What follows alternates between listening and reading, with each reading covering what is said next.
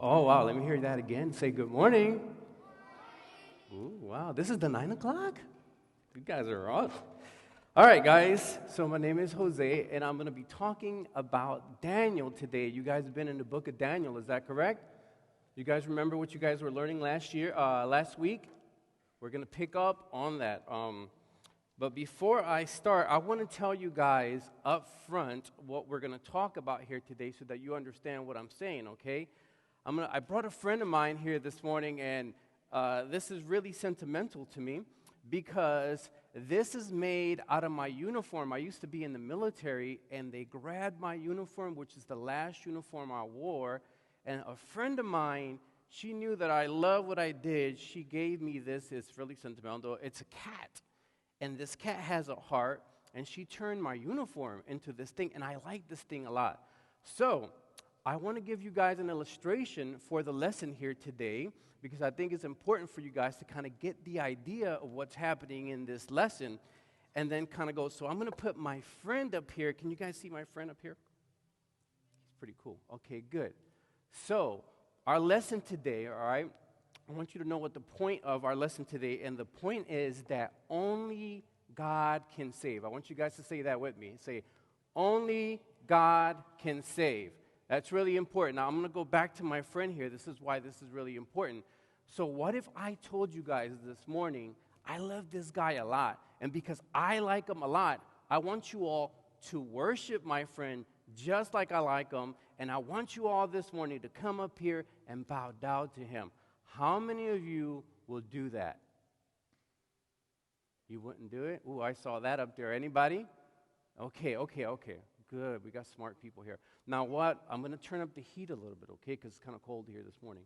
So what if I told you guys that if you didn't come and worship my friend, all your parents and your brothers who are in service here this morning will be thrown into a fire?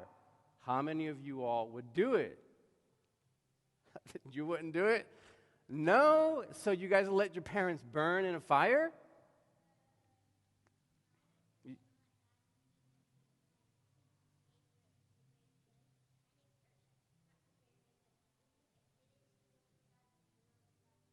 Okay, ooh, we got a smart one over there. I love that.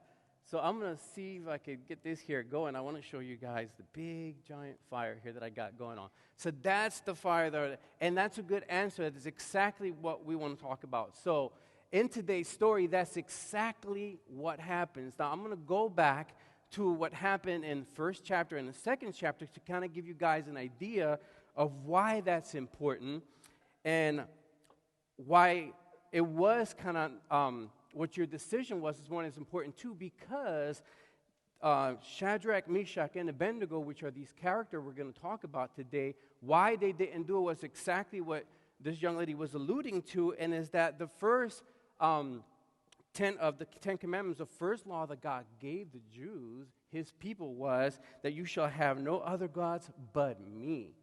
And then the second rule was that should not make any idols. So as I was giving you guys a picture of an idol that I had, and you guys did not want to worship, because you're not supposed to do that.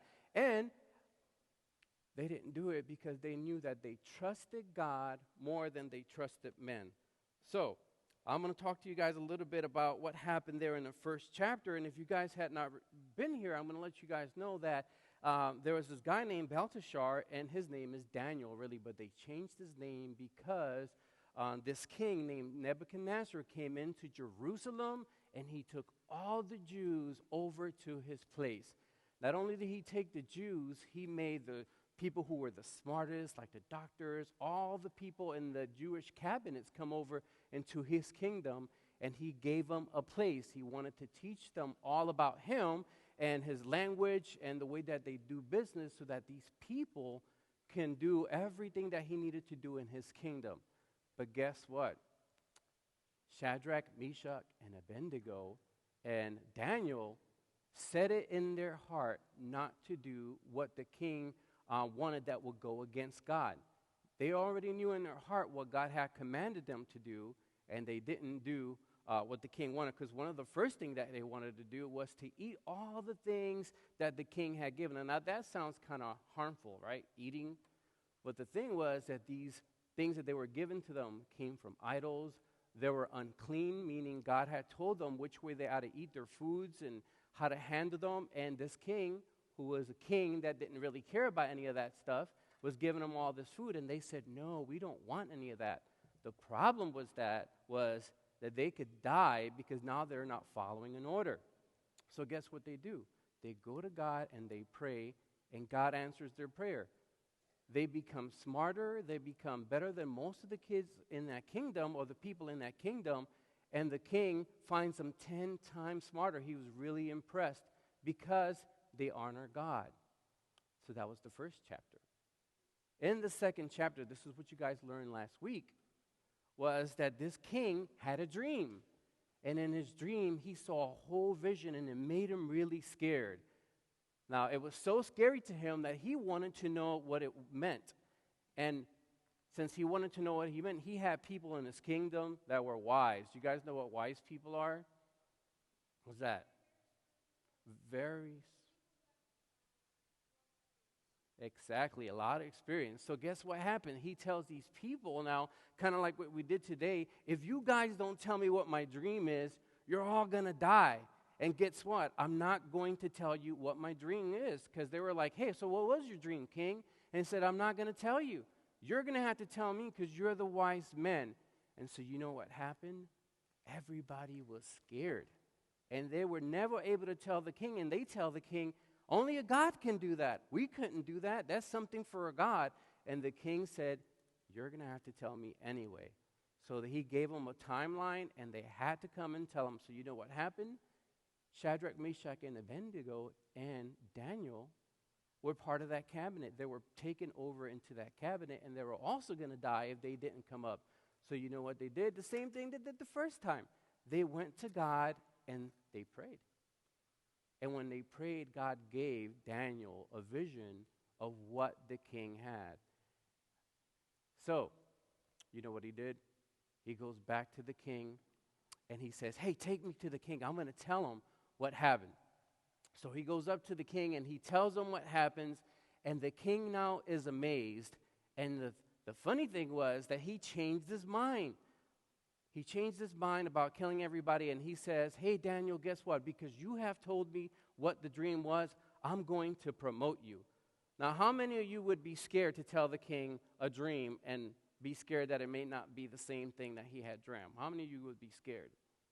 I would be. I would be too. But God is good.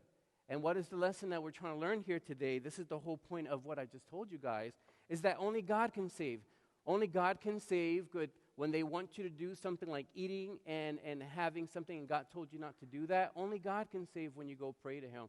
And as we just saw in this particular story of a dream where God revealed it to Daniel, only God can save because he made it really extremely for them hard to know what the dream was, but they pray to God and then God answered. Okay, let me set myself up here, guys. All right, so here's what happened next. So when he had told them the dream, he recognized that, hey, guys, this God is a real God. This is a strong God. And he tells Daniel, you have a really a good God that is just. But this God did not learn his lesson yet, because you know after that happens, he comes back and he makes his own God. And he makes a big God just like that. And he told everybody in the kingdom, this is what we're going to learn out today. He tells everybody in the kingdom who is part of that wise cabinet, he says, when you guys hear trumpets, when you guys hear his music, when you hear any sound, everybody will come down and bow down to me and worship my statue. Now, remember we were talking about this morning when I had brought my little animal here and I asked you guys to worship. What do you think is going to happen to God's people who've set in their heart not to do what the kings wanted that went and go against God? What do you think the guys did? They didn't do it. This is what it looks like. See these guys, everybody is worshiping. They fall at the feet of the statue. And by the way, this is a golden statue. Everybody's amazed about this. And they think this is great. And they fall. Some of them probably did not want to worship because, hey, guess what? I don't agree with the king. But since he said it, I'm going to do it because the consequence is death. But here you have 3 men. Now, God, remember that they said it in their heart. not to do what the king wanted, right? That would go against God. They're still obedient. They're there, but they're not bowing down. They're being respectful, right? They're listening to authority. They're submitting to their king, but they're not bowing down because God had told them already in the 10 Commandments that you should have no other gods, right? And that you should not make no idols. So here they are. What do you think is going to happen? They're going to get thrown in the fire. But why get thrown in the fire? One, what? It was a rule, correct? But here they are in front of, maybe the king's not around. Here's what happens. What do you think is happening? What are these guys doing? They're looking at them and they're worshiping and they're like, oh my God, look at those guys over there. They're not worshiping. Oh, you know what? I'm going to go tell king. This ain't right. What I got to sit down here and this guy's not doing it. And this is what's going to happen. Now, I know this is a story. This is a true story. This actually really did happen. But here's the thing, guys. This is why this is important, because only God can save is what we're learning about today, right? This is the same way it feels when people in your school or where you're at want you to do something bad, and you're not going to do it because you'd rather not disobey God or your parents, right? And it's going to feel just like those guys there. And you're going to have guys just like these guys over here. Do I have a laser here, guys? This would be cool if I had a laser. Oh, yeah, I got a laser. This is nice. But you see what's going to happen? You're going to get people mad. Some people are going to get jealous. Some people are going to want you to fall down and submit to whatever they're saying. But if it goes against God, you're not going to do it because, guess what? Only God can save. I want you to say that with me. Only God can save. Now, we're going to talk about a little bit about what that means. Only God can save. Because God already has shown us 2 times what happened, right? When they didn't eat the food, they became 10 times smarter. And not only did they become 10 times smarter, God gave them the knowledge, is what I'm saying. He made them smart. And then the second time, right, when the dream, God revealed the dream to them. And then guess what happened? These guys that are standing there, they got promoted. They were put in a place of stature. And Daniel, the king, had told them, hey, guess what? I want you to hang out and be in my courts. In other words, where I reside, where I work, where I live. I want you to be close to me. And here we have now another situation where they were told, all right, and this king knew that they have a God that's really going to answer them. But they were told, and they're not here, not bowing down to the king. So let's go to the next picture. So the king calls them in because these jealous guys, they're really jealous of them. Come on over, and they say, hey, what, king? These guys are not bowing down to you. They really have no respect for you. They don't really like what you're doing. They're not bowing down. Guys, this right here that I have is their exact answer. This is what Shadrach, Meshach, and Abednego said. And I want to read this out loud with you guys. And it said, this is what they said. If this be so, our God who we serve is able to deliver us from the burning fiery furnace, right? And he will deliver us out of your hands, O king. But if not, and this is the thing I also want you guys to also know, but if not, let it be known to you, O king, that we will not serve your gods or worship your golden image that you have set up. How many of you would answer this to the king who has the power to put you in the fiery flame? So what do you think the king now is going to do when he heard these guys said that? They said 2 things there. They say, hey, king, we're sorry. We don't really care if you throw us in the fire. But not only that, even if you don't throw us in the fire, I'm not going to worship your king, these gods that you're putting up. We're not going to do this. So here's what happens, guys. They get bounded up, and they get thrown into the fire. But guess what also happens? Not only they get thrown in the fire because the king was really angry, he said, hey, guess what? I want you to make that furnace 7 times hot. I want to make sure these guys die. They were disobedient to me. Can you guys say 7 times hot? Have you ever got burned before?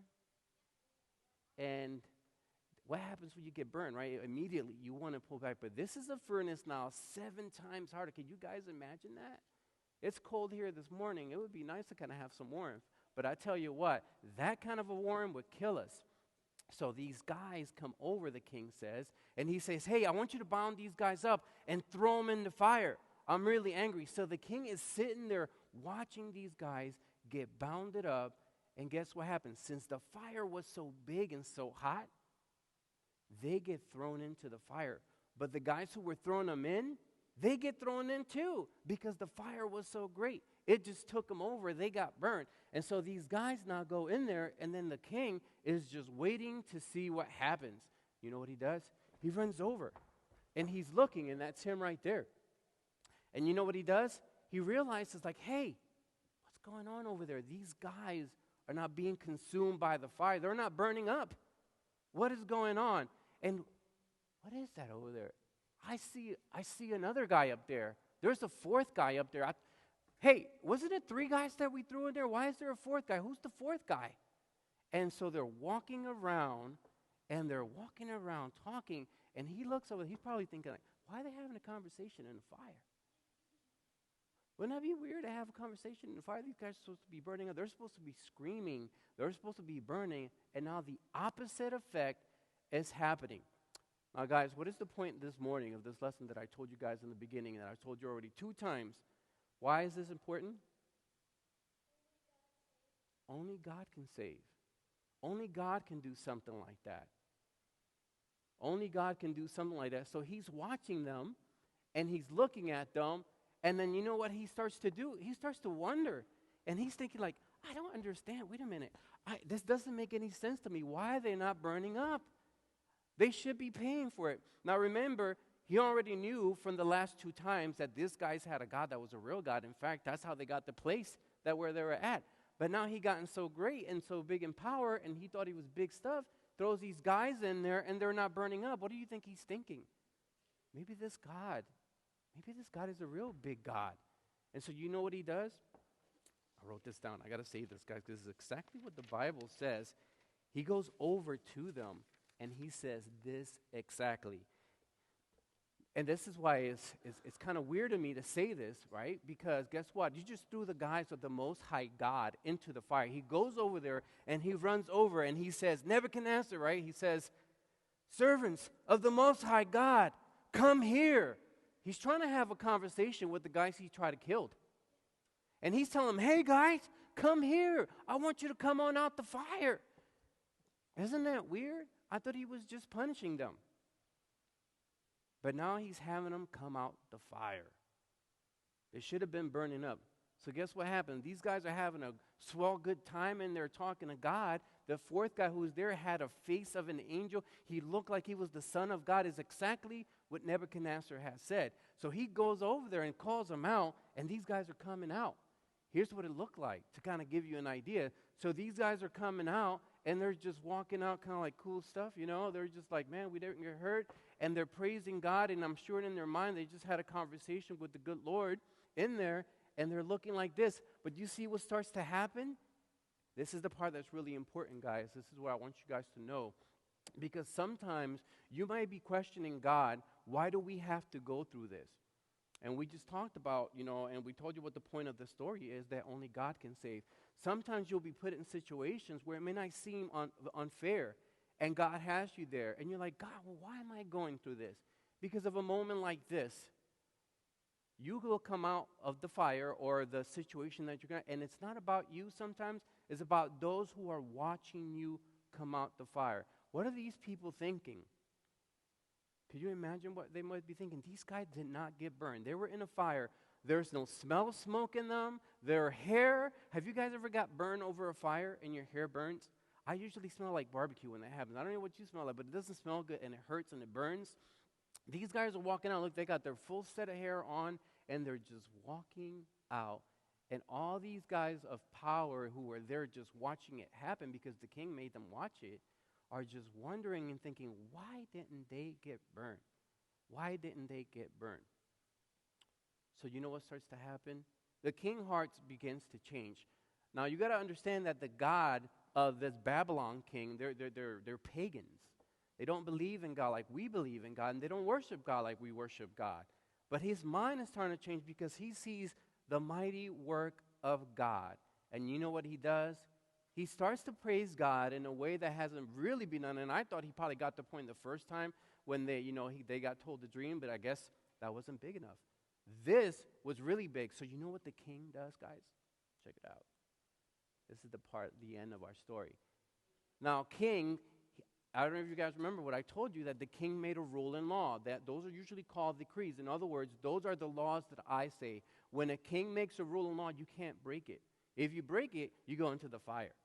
But now the king changes his heart, and he said, because this is their God, he made a couple of announcements, and this is what he said. The first thing he said, "Blessed be the God of these men, for they gave themselves and trusted their God rather than to obey my command." In other words, these guys were loyal to God, and because they were loyal to God, I can see that their God is real.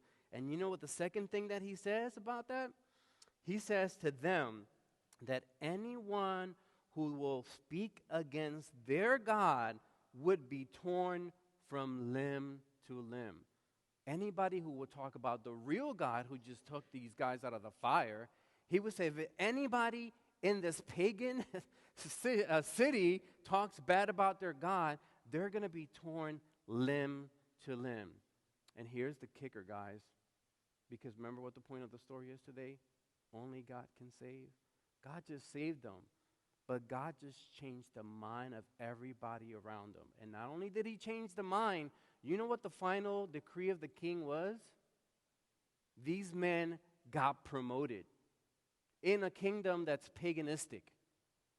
And so they were made of higher power. They were given more power to rule.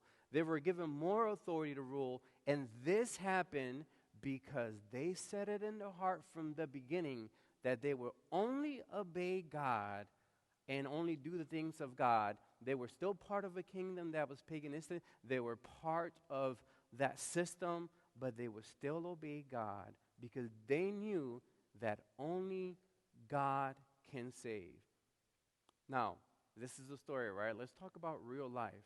When you guys are in school, when you guys are experiencing things in real life and it seems like it's hard and it seems like it's going to go against God, whether it be what they're telling you to think or it's somebody's forcing you to do, you got to remember that only God can save. You need to honor God in whatever it is that you're doing, and God will do things just like this because God will be God and make sure that he's taking care of you. And even, just like they said, and even if I perish, I will still not do what is wrong because I honor the true king who has the power not only to do a furnace, right, pull you out of a furnace, but to put you in a real furnace, to put you in hell because the unjustness that we've done and us turning our back to him, God has the power to kind of put that fire on forever.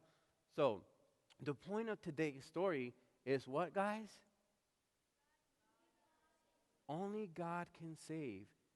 This happens in real life. It happens to them. It happens to each and every race. So honor God in everything you do, and God will save you from those times. Let's go ahead and go to God in prayer real quick this morning.